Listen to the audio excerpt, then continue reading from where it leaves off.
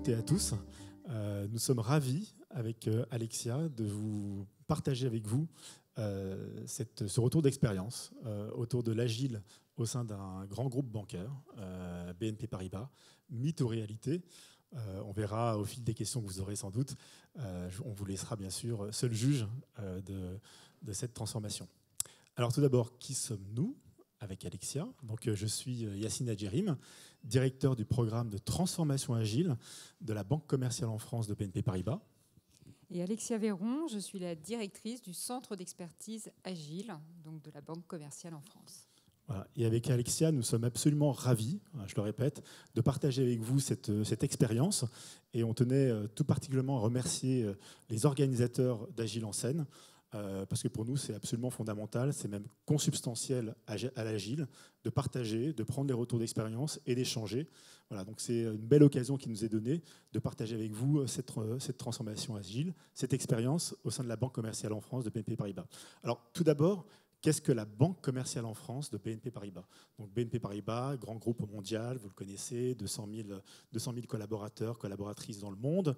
La Banque commerciale en France, c'est 25 000 collaborateurs en France, partout en France, qui servent nos clients retail, banques privées et corporate, et qui donc, sur un maillage d'agences, de banques privées, de centres de banques privées, de centres d'affaires, proposent nos solutions à nos clients. Et quand je dis ça, c'est un peu faux, puisqu'aujourd'hui, comme vous le savez, le digital prend de plus en plus de place. Et c'est notamment dans ce contexte-là, dans le contexte de ces 10 dernières années, où on a accéléré notre modèle digital, que les méthodologies agiles nous sont parues pertinentes à développer chez BNP Paribas. Dans un contexte où les banques, pas uniquement BNP Paribas, notamment les banques de détail en France, sont fortement secouées par un certain nombre de facteurs, des nouveaux entrants, une pression assez forte sur nos marges, mais aussi un contexte réglementaire assez important, assez prégnant. Tout ça dans un contexte de legacy IT, alors c'est vrai que j'aime pas trop ce terme legacy, mais on va dire de système d'information, on va dire vieillissant. Voilà, donc et donc peut-être que ça peut paraître comme ça une gageure d'engager une transformation agile chez BNP Paribas, mais en tout cas, c'est une impulsion qui est venue très très fort. Il y a maintenant 3 ans, au plus haut niveau de la banque, de la direction générale de BNP Paribas, de son directeur général, Jean-Laurent Bonnafé, de faire en sorte que l'agile devienne la culture du groupe BNP Paribas. Et ça pour répondre à 3 enjeux. Alors ils sont repris là dans le scribing, je vais pas le détailler. Le premier enjeu, c'est bien sûr de délivrer beaucoup plus vite nos solutions à nos clients. Et donc c'est ce qu'on appelle le faster chez nous.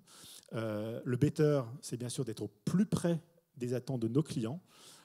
Et puis le happier, et ça c'est une dimension à laquelle nous sommes particulièrement attachés en tant qu'employeurs responsables, c'est de faire en sorte effectivement d'avoir des collectifs extrêmement soudés et qui prennent bien le sens de nos transformations, et donc des collaborateurs qu'on amène à prendre aussi des nouveaux métiers. Et c'est d'ailleurs tout le sens de cette transformation. Lorsqu'on a lancé il y a maintenant 2 ans, un peu plus de 2 ans, ce programme de transformation agile, et c'est très important à partager, on n'a pas voulu en faire un projet d'efficacité opérationnelle.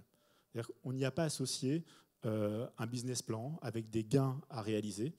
On en a fait un projet, de mon point de vue, résolument humain, tourné vers nos collaborateurs, tourné vers nos clients, bien sûr. D'ailleurs, à titre d'illustration, la première personne que j'ai rencontrée quand j'ai pris mon poste, moi qui n'ai jamais eu de parcours au sein de l'IT, ce n'est pas le directeur de l'IT, mais c'est la directrice des ressources humaines.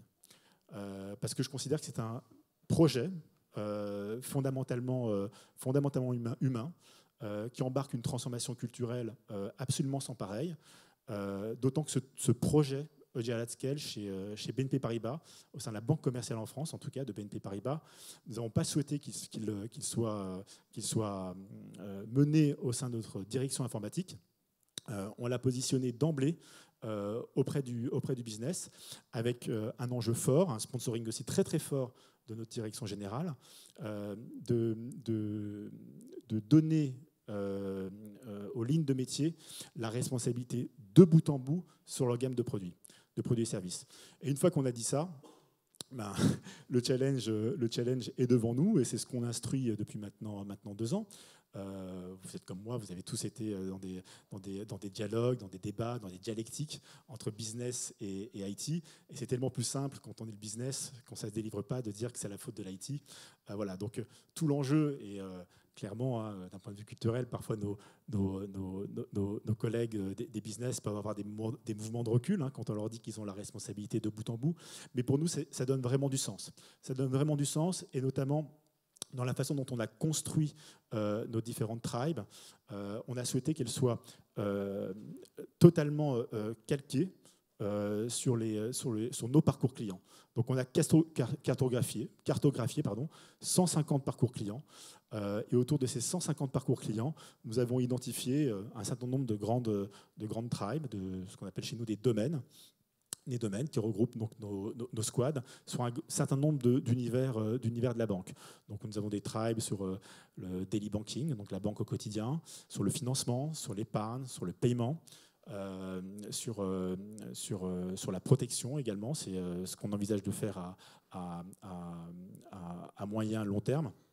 Et là, je vous en parlerai si vous avez des questions sur ces sujets, parce que quand on est aussi la banque commerciale en France, de BNP Paribas, on est surtout un distributeur. Et quand on est distributeur, il faut qu'on travaille avec nos producteurs. Et passer à l'échelle dans ce modèle producteur-distributeur est un véritable challenge. Hein. Nos collègues d'autres banques qui sont ici présents dans la salle le savent. C'est un vrai challenge, et c'est pour ça que mythe ou réalité, c'est sans doute entre les deux, mais en tout cas, c'est un chemin qu'on prend. Voilà, donc ces transformations agiles, c'est bien sûr, comme on le dit, c'est plus un chemin qu'une cible. On se nourrit beaucoup des expérimentations hein, qu'on mène. On a souhaité faire cette transformation de façon extrêmement progressive. On s'est un peu d'ailleurs appliqué à nous-mêmes les principes de l'agile, puisqu'on délivre en mode agile nos nouvelles tribes, nos nouvelles squads de façon très itérative, de façon incrémentale. On ne mène pas cette transformation en mode Bing Bang. On a commencé d'abord avec 4 tribes. On l'a élargi en cours d'année 2021 à 3 autres tribes. Aujourd'hui, on a 10 tribes qui concernent à peu près 80% de la cible qu'on s'est fixée de passage à l'échelle. Et quand je dis la cible, c'est nos fameux 150 parcours clients.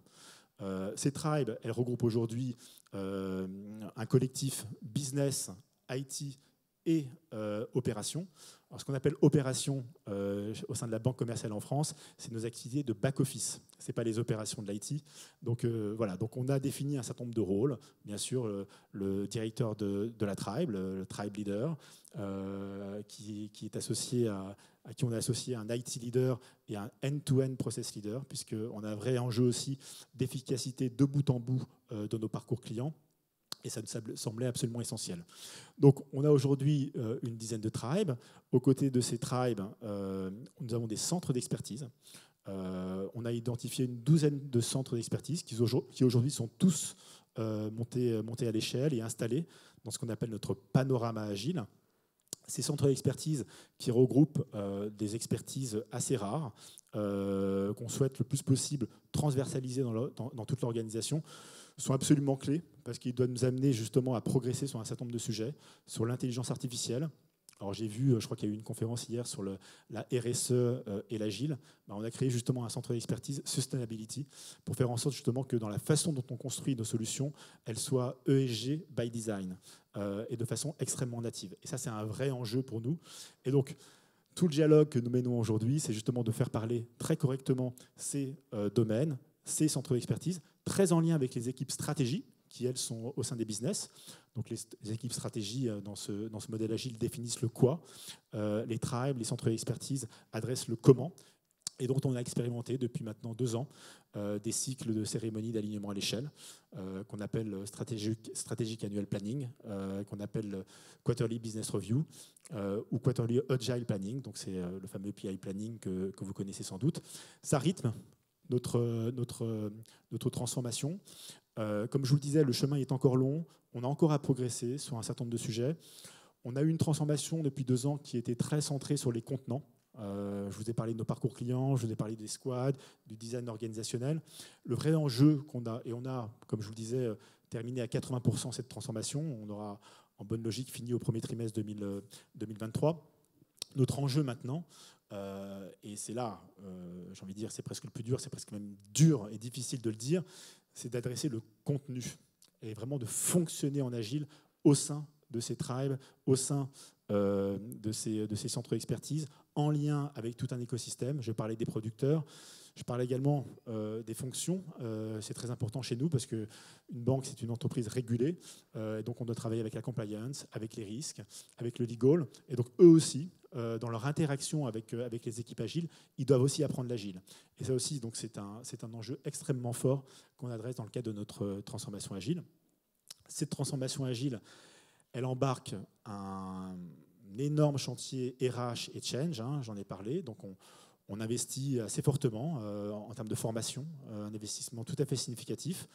On a choisi en début d'année un partenaire que vous connaissez sans doute, qui s'appelle Humanity, qui nous accompagne. Donc on a développé des parcours de formation en fonction des différents rôles que les uns et les autres tiennent bien sûr au sein de nos tribes, qu'on soit product owner, qu'on soit Scrum Master, coach agile, qu'on soit équipier au sein d'une tribe.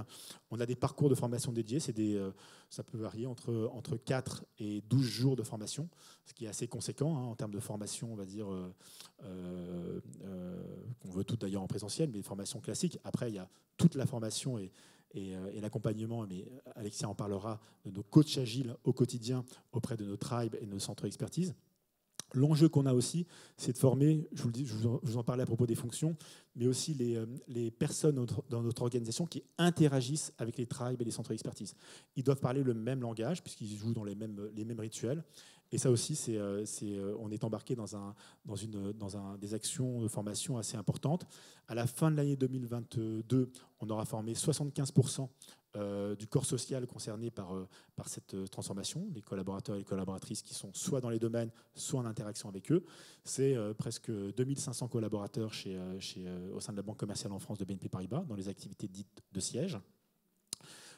Et notre objectif, c'est bien sûr d'en former 100% avant la fin du premier trimestre 2023. Voilà, donc je vais laisser bien sûr Alexia, parce que je crois que le temps file, vous parler du centre d'expertise agile. Peut-être avant, tu nous parles des valeurs ou pas? Ah oui, voilà, je savais bien que j'avais oublié quelque chose. L'essentiel, c'est bien sûr effectivement se former, c'est bien, mais partager un même socle de valeurs, c'est mieux. Et donc, on a défini, alors là, ce n'est pas des valeurs qui concernent que la Banque commerciale en France de BNP Paribas, mais qui concernent très largement tout le groupe BNP Paribas. C'est 5 grandes valeurs. Le client avant toute chose. Et donc là, c'est vraiment la volonté de placer le client au cœur de ce que nous faisons au sein de nos tribes. Là aussi, je vous mentirais de vous dire qu'on prend systématiquement tout le temps les feedbacks de nos clients à chaque étape de développement d'un nouveau produit. Mais il faut qu'on progresse. Il faut vraiment qu'on casse le cycle en V au sein de nos squads, au sein de ces fameux contenants dont je vous parlais tout à l'heure. Donc c'est un vrai enjeu. Deuxième, c'est l'ouverture plus que les certitudes. La réactivité plus que la planification fixe. Ça ne veut pas dire qu'on fait la planification. La discipline plus que le contrôle, et puis le courage plus que les certitudes. J'ai eu avec une personne dans la salle un débat il y a quelques mois autour d'un post LinkedIn autour de ces valeurs. En tout cas, moi, c'est des valeurs auxquelles je crois, parce qu'il faut qu'on puisse partager un socle de valeurs communs lorsqu'on mène des transformations aussi importantes, qui sont finalement un véritable projet d'entreprise. Donc, le centre d'expertise est un collectif qui a été lancé en avril 2021. Avant de parler de ce collectif de coachs agiles, je vais vous parler un peu de nos 3 principales missions pour soutenir cette transformation d'agilité à l'échelle à la Banque commerciale en France. C'est d'abord d'accompagner les équipes dans l'adoption de l'agilité comme moyen pour réaliser nos 3 ambitions dont parlait Yacine tout à l'heure, Faster, Better, Happier. Donc là, c'est vraiment une de nos missions principales. La seconde mission consiste à construire, à animer et déployer un cadre opérationnel. Et la troisième mission consiste bien sûr à mesurer et à favoriser la progression de la maturité au sein de BNP Paribas et donc de BCEF. Donc maintenant, si on va dans comment nous avons construit ce centre d'expertise agile. Donc, comme le soulignait Yacine, c'est une volonté forte de notre direction générale, l'agilité. Ils en sont convaincus. On a un sponsorship très très fort. Et donc pour accompagner BNP Paribas dans cette transformation, alors je ne sais pas si transformation, je change même un petit peu dans cette évolution, on va dire, culturelle, eh bien, on a des coachs agiles. On s'est dit qu'on avait besoin de cette compétence-là pour nous accompagner BNP Paribas.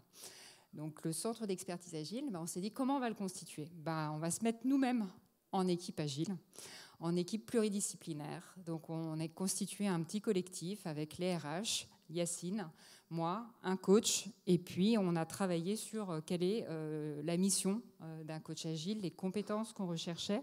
On a étudié les CV, on a fait des entretiens. Je suis convaincue de l'agilité. J'ai moi-même baigné dedans dans mon précédent poste et je suis convaincue de ces valeurs et j'ai besoin de collaborateurs convaincus comme nous le sommes, Yacine, moi et les coachs qui constituent ce centre d'expertise. Donc, depuis 2021, donc on l'a constitué avec 3 compétences, ou on va dire plutôt profils particuliers. Donc, Yacine a parlé donc des domaines. Donc, on a un certain nombre de domaines et on a des coachs qu'on dit à l'échelle, at scale. Donc, ces coachs accompagnent les domaines dans l'établissement de leur feuille de route, la définition de leur raison d'être, la définition des OKR, la définition de la chaîne de valeur, et puis le découpage en squad. Et puis, il n'y a pas que ça. Après, il faut. Donc, accompagner le delivery, accompagner la mise en place des rituels. Alors là, je vous parle beaucoup de faire, mais je suis convaincue de l'être. Et donc, il y a un gros travail à faire sur l'être.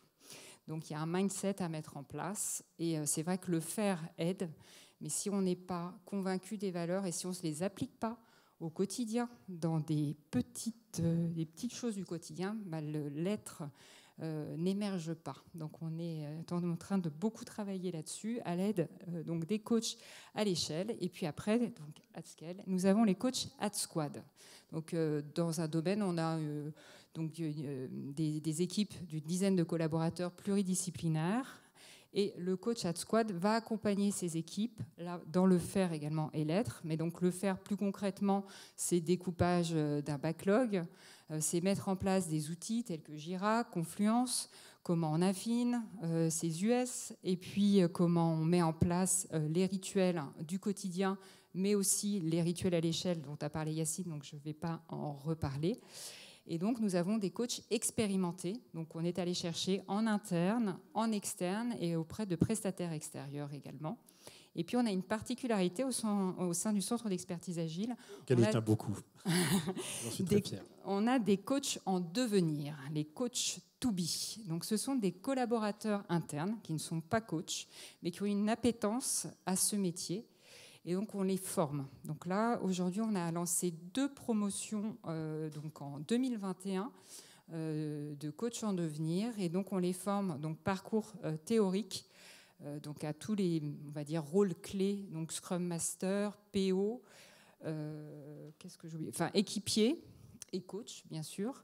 Et puis après, c'est 13,5 jours qui sont étalés sur 2 mois parce qu'il y a beaucoup de choses à apprendre, à laisser infuser et à challenger avec les coachs du centre d'expertise parce que ces collaborateurs sont mentorés par un coach expérimenté du centre d'expertise. Et ensuite, ils ont une expérimentation de 2 à 3 trimestres. Et si on regarde dans le rétro, le 2 à 3 trimestres se transforme en 1 an. Et en parlant avec les collaborateurs, qui m'a dit « Mais attends, 2 à 3 trimestres, c'est long, nous, on va y aller, on veut le faire. » Et puis 1 an après, ils ont dit « Ah, en fait, c'était pas mal cette expérience de 1 an en tant que Scrum Master, d'accompagner des équipes, d'être confrontés à la réalité du terrain et apprendre tranquillement le métier de coach. Et apprendre le métier de coach, c'est jamais terminé. » Je ne suis pas coach, mais j'apprends beaucoup auprès d'eux. Et je suis très fière de l'idée, ce collectif de 37 personnes aujourd'hui. Et nous avons donc, comme écrit là, un objectif de 50 coachs d'ici la fin de l'année. Alors, ce n'est pas pour se faire plaisir, parce que j'aime avoir beaucoup de collaborateurs pour travailler avec moi sur la transformation. C'est qu'on a, comme l'a rappelé Yacine, 15 domaines, pratiquement autant de centres d'expertise. Donc, ça va faire 120 squads, grosso modo.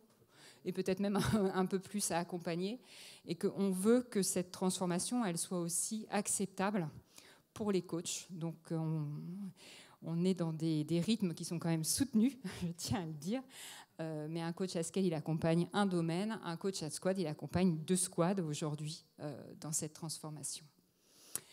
Et c'est, si je peux me permettre, c'est un modèle qu'on veut durable. C'est-à-dire qu'il y a un vrai engagement à se dire que l'ambition, c'est d'être 50 à la fin 2023, mais on a bien intégré, la direction générale de notre banque a intégré aussi que le stop and go sur ces sujets-là peut être tout à fait dévastateur. On l'a vu par le passé, hein, on a expérimenté, même chez BNP Paribas, lors de nos précédents plans stratégiques, des équipes de coach agiles qu'on avait constituées et à un moment donné qu'on a dématé, et on a perdu beaucoup de temps. Donc là, vraiment, le cap, c'est vraiment de construire une transformation agile durable. Et pour ce faire, on a besoin de coachs 50 fin 2023, mais c'est 50 qu'on veut maintenir et faire vivre dans des parcours de carrière au sein du groupe BNP Paribas. C'est très important. Et pour compléter ce que dit Yacine, pour justement éviter l'effet le coach est dispensable, chose qui me fatigue un petit peu, ou alors c'est une source de coûts, le centre d'expertise gère ses coûts lui-même. C'est-à-dire qu'on ne les fait pas porter au domaine. Et donc, c'est le centre d'expertise qui évalue la maturité des équipes, bien sûr avec les équipes, mais c'est le centre d'expertise avec les coachs qui détermine si, oui ou non, on sort d'un accompagnement ou pas. Et un accompagnement n'est pas optionnel. Un accompagnement n'est pas optionnel. Pour autant, il est encadré à travers des objectifs de coaching et à travers notamment un contrat de coaching qui permet d'animer la relation et les engagements que prennent les uns et les autres, le coach et les coachés, dans le cadre d'un contrat à plus ou moins grande échéance. Mais c'est très en lien avec la troisième mission dont parlait Alexia, qui est de mesurer et faciliter notre progression à la maturité. Ça, c'est un des enjeux qu'on a à venir aussi, de mieux mesurer la performance de notre modèle agile. C'est les fameuses 3 grandes dimensions, hein, le faster. Est-ce qu'on est beaucoup plus véloce aujourd'hui ? On a le sentiment, et notamment d'ailleurs quand on regarde nos budgets informatiques, on ne les dépense pas totalement cette année. Et on se dit peut-être qu'une des explications, c'est que le fait d'avoir rapproché les équipes, business, IT, opérations, sur un certain nombre notamment dans le cycle en V de phase de cadrage, où on dépensait beaucoup d'argent en amont dans l'idéation, on a peut-être gagné en efficacité sur ces étapes-là. Voilà, donc on veut mesurer beaucoup plus encore notre transformation agile. C'est un chemin qui est long et on a besoin de ce centre d'expertise pour le faire. J'allais finir moi sur ce qu'on a appris au cours de ces 1 an et demi ensemble, le centre d'expertise, donc les coachs et moi. C'est c'est difficile d'attirer des coachs de l'extérieur vers nous. C'est une compétence qui est très rare sur le marché puisqu'on recherche en fait des coachs qui ont déjà mené des transformations à l'échelle. Et il n'y en a pas tant que ça, en fait, et des transformations comme nous le faisons chez BNP Paribas, pas simplement IT ou drivé par l'IT. Ça, c'était le premier point. Le deuxième point, vous allez peut-être rire, mais c'est qu'un centre d'expertise agile, c'est une équipe comme une autre. Et donc, il a fallu qu'on fasse toutes ces grandes étapes de storming, etc. Et puis surtout qu'on apprenne à travailler ensemble sur nos rituels, sur de façons de fonctionner ensemble, sur notre valeur, sur nos valeurs d'ailleurs, et sur notre valeur pour la société. Et puis, le dernier, c'est de se dire que c'est un beau collectif que nous avons là, et qu'on a appris à jouer ensemble, et que même si c'est difficile, je crois qu'on le fait dans le plaisir. Voilà.